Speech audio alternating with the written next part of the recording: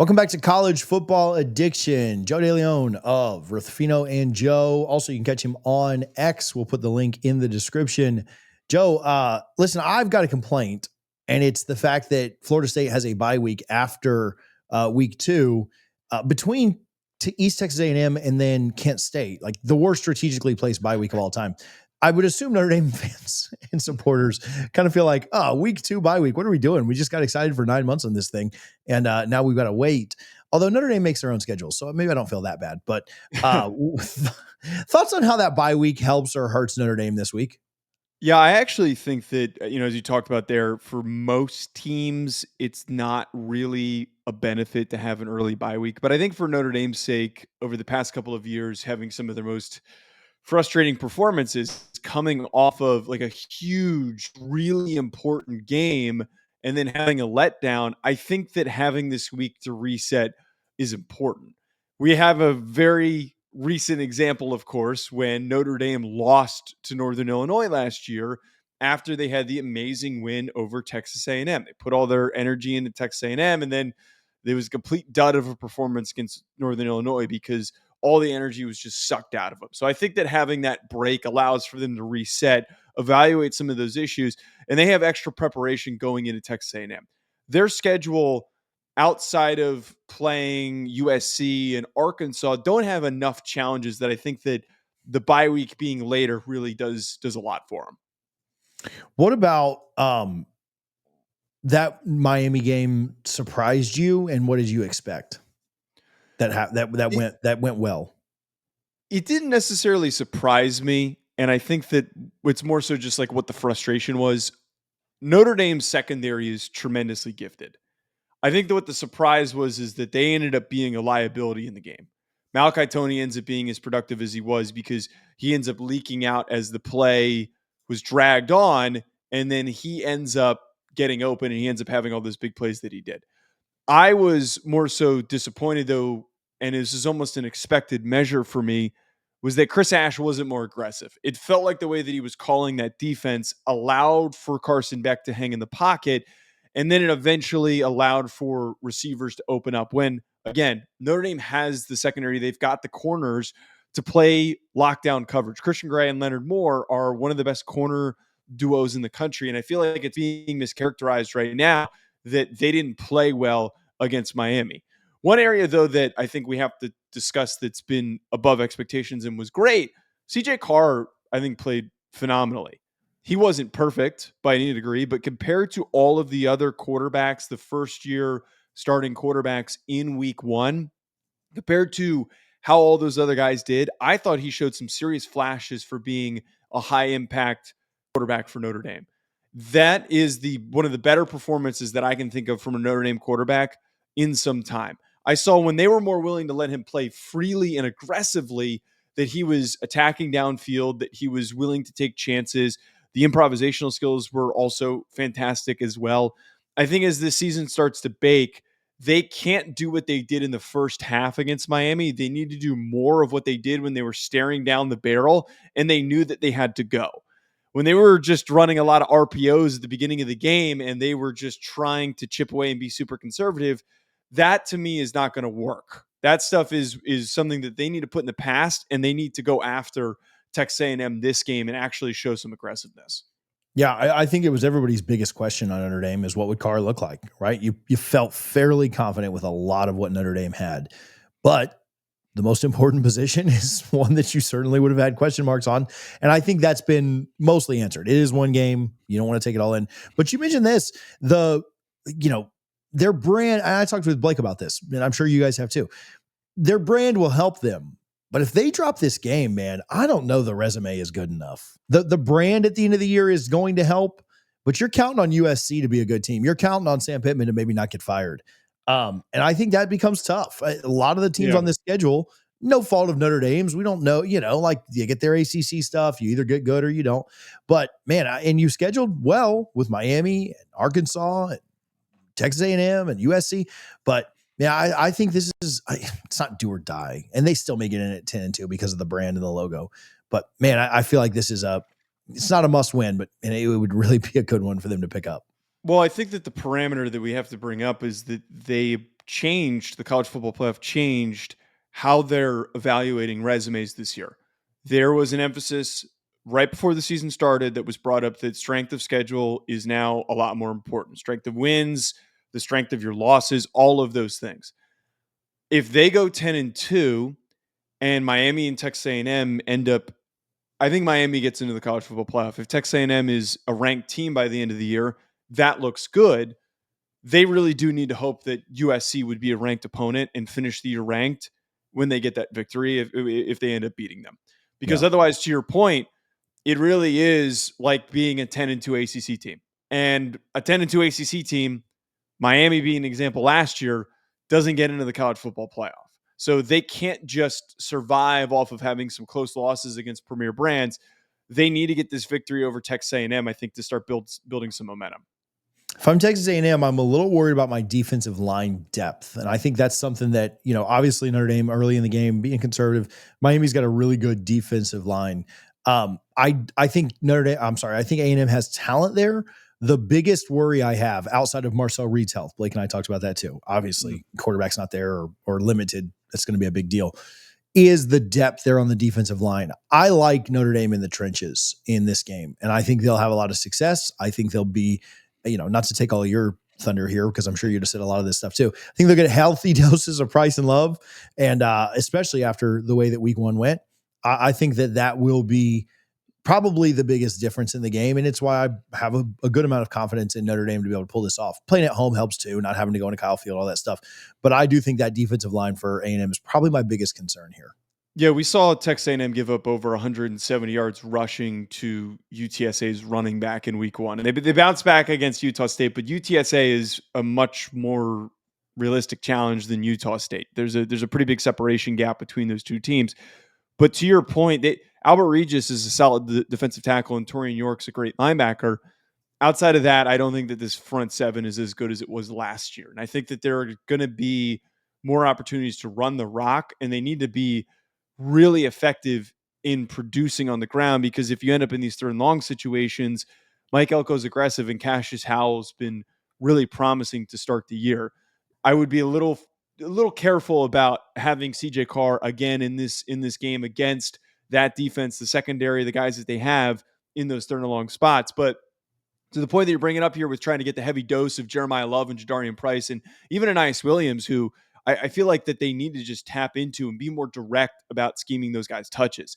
There was, as I mentioned a second ago, this overemphasis on RPOs. It's like a nauseating amount of RPOs that they called against Miami. The interception that CJ Carr threw was an RPO screen that he made the wrong read on. And because they ran so many RPOs, you have this trigger happy redshirt freshman in CJ Carr who didn't make bad decisions per se, but because he kept pulling it, it took the ball out of the hands of Jeremiah Love, your best player.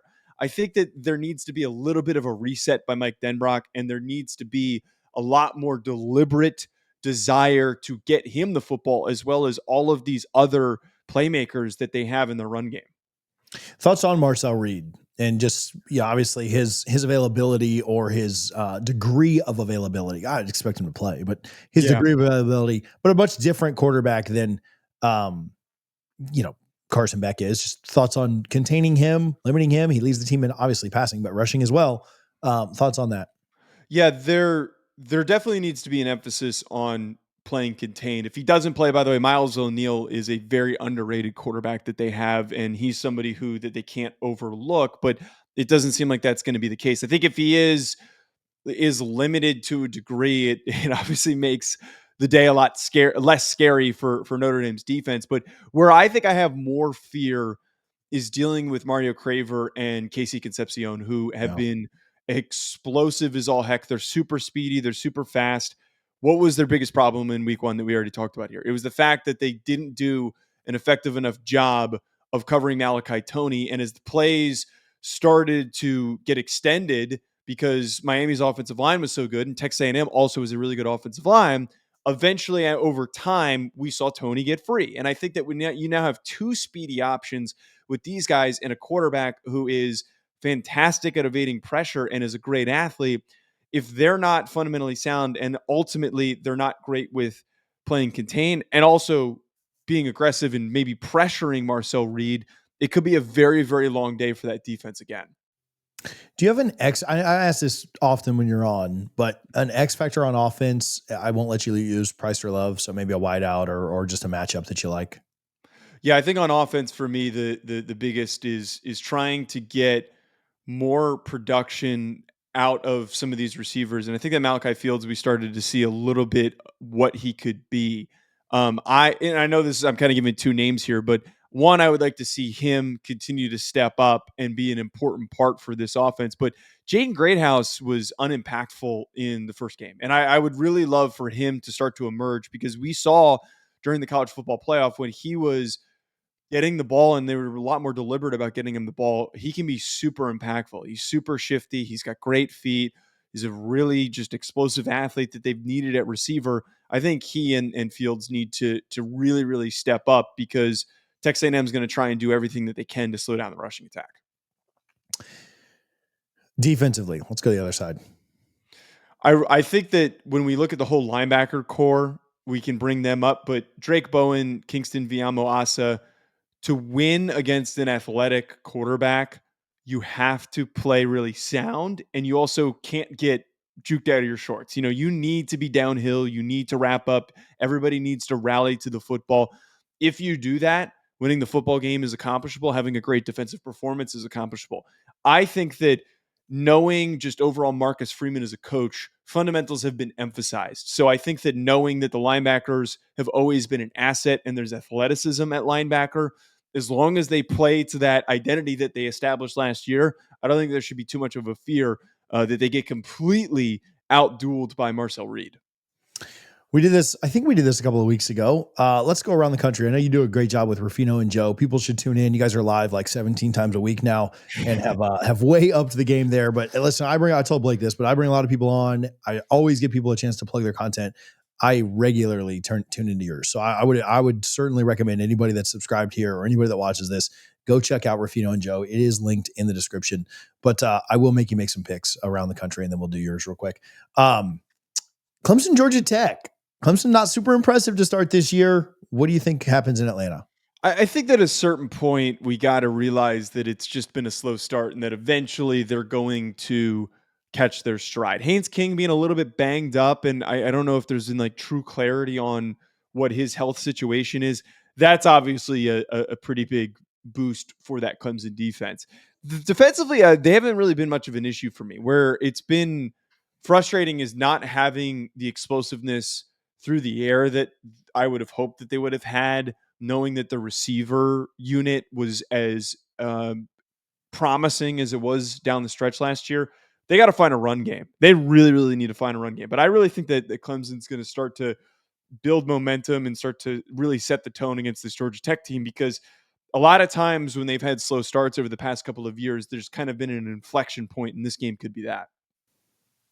I'll get right back to the video, but first I want to tell you, I have gotten the alert from Apple on this Sleeper app, and I spent way too much time on it last week. The folks at Sleeper would probably disagree and say you didn't spend enough time, but Apple tells you how much time you spend on every app, and I might have to back it down just a little bit because I've been obsessed with consistently checking it for scores, taking the live more and less game that we play on the Power 2, which is live every Wednesday here on this channel at noon. You can do all that on the Sleeper app. You can read comments of fans that are flipping out when their team has a big play go against them or a big score or a big game result. Listen, if you're in the NFL, they've got eliminator leagues. They've got pick'em leagues. All of my friends have their fantasy football on the Sleeper app. And right now, we'll save you some money. We'll get you some extra money by using the code CFA. That's CFA, gets you a 100% deposit match up to $100. Play the more or less game, make money with us every week, and really enjoy your time. It is your one-stop shop for all things college football, not only, but pro sports, European soccer, whatever you're looking for, they've got it. Sleeper app, check them out. Check their terms and conditions. Obviously, they apply. Read their terms of use. Appreciate Sleeper for their support. Now back to the video.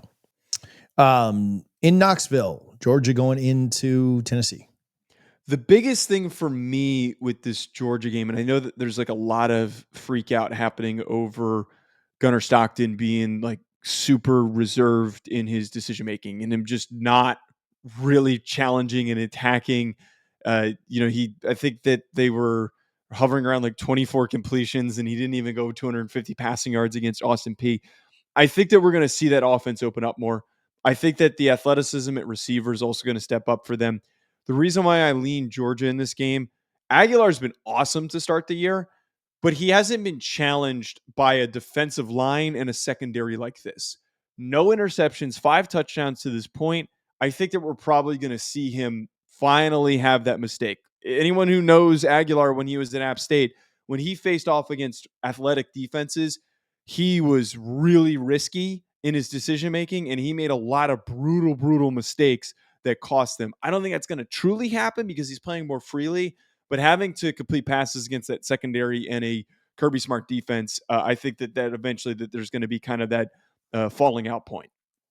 Give me a percentage that USF can do it 3 weeks in a row. 20. And that's not me saying that, like, I think that I know that 20 actually sounds kind of high. It's not. It sounds like Miami has a real attention to detail and understanding the challenge that's ahead for them. You have a defense that is incredibly underrated and more physical than the typical G5 defense that you're going to see. And then you've got a quarterback who not only is incredibly elusive and a great runner, but he's also shown tremendous prowess as a passer. And also, he is a tough ass kid. I really like Byron Brown, but I think that where the separation is Mario Cristobal is already showing this year that there is a difference in their preparation and there is a difference in their attention to detail. If this was last year's Miami team, I actually would maybe say like 50-50 or 40-60, because the problems that plagued them were the fact that they didn't tackle and they didn't swarm to the football and they didn't play downhill.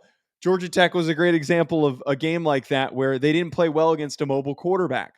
But we get in this circumstance where after the first 2 games, I saw a completely different approach with Corey Heatherman leading this squad. I think that they're not going to allow Byron Brown to break free. I don't think that they're going to give up the missed tackles that Florida did a week ago. So I have pretty good faith that Miami's going to be able to pull this thing off. Now, as a Tampa native, as a Miami hater, I certainly would like to see the other go the other way. I don't think it does. I think we're setting up for a pretty fun top 7-ish, 5-ish showdown in Doak in a couple of weeks, which, good for college football and bad for my mental health. Can Florida bounce back after their tough loss to Alex Golesh and USF when they go to Baton Rouge on Saturday night? It would be so fitting if LSU is as hype as they are and everything looks as good as it does, and all faith is lost in this Florida team. Yeah, and just out of nowhere, this is like the best game that they put up. But I don't think it's going to happen. Last year's win over LSU comes in the swamp. That was the big advantage that they had, and the snowballing start to happen with LSU because of the road environment that they were in. I think that this is the worst possible situation you could be in if you're Billy Napier, to turn around and to have to prepare to go into Baton Rouge. I don't think that they're going to be able to get it done. And I think that what we'll at least see differently, though, I think that this is going to be a fight. I think that they're going to go all out. They're going to put every ounce of attention to detail into this game. And this is going to be a late, close one. I think anyone projecting this to be a blowout it's a bit naive to assume that Billy Napier is just going to take it. We saw last year, as soon as that they started to struggle, there was that kind of like, okay, we got to lock in. And once they did was when they pulled off all those great upsets. Yeah, no, I agree. I think that I think LSU wins. I think Florida comes out and gives it everything they have. Is a snowball possible where they lose this thing by 20? Absolutely. Especially with what they just put on film. If they can't finish in the red zone, if Lagway's not sharp, if LSU's defense can get after that right side of the line, they can absolutely win this thing by 20. In fact, I don't even think it's too crazy of a scenario to think. What I think happens is I think they win by a touchdown. I think they win 24-17. Florida plays better. LSU is just a really good team. And so we'll see. And then we'll go up to Touchdown Jesus, South Bend, 7:30 NBC, A&M at Notre Dame.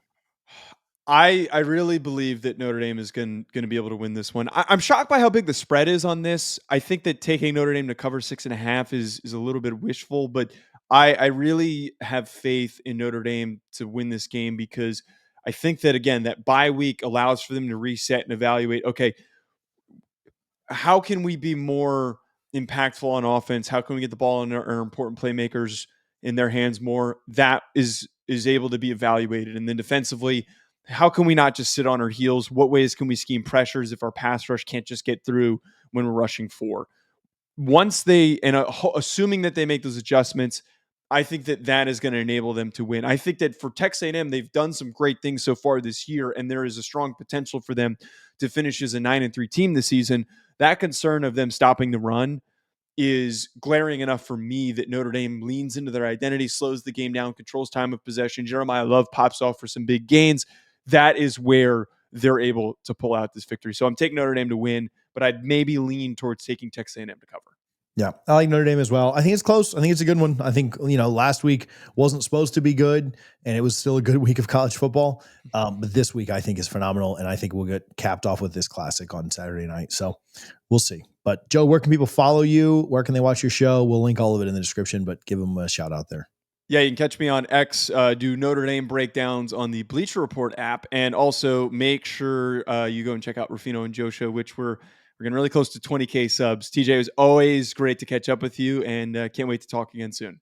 Yeah, thank you very much for hanging out. Go subscribe. Yeah, they should be at 20K, so go get them over that for sure. Go help out, and you'll enjoy the content too. Blake gets fired up, so I enjoy tuning in and needling a little bit in the chat when I can. So thank you for hanging out, Joe. Thanks, TJ.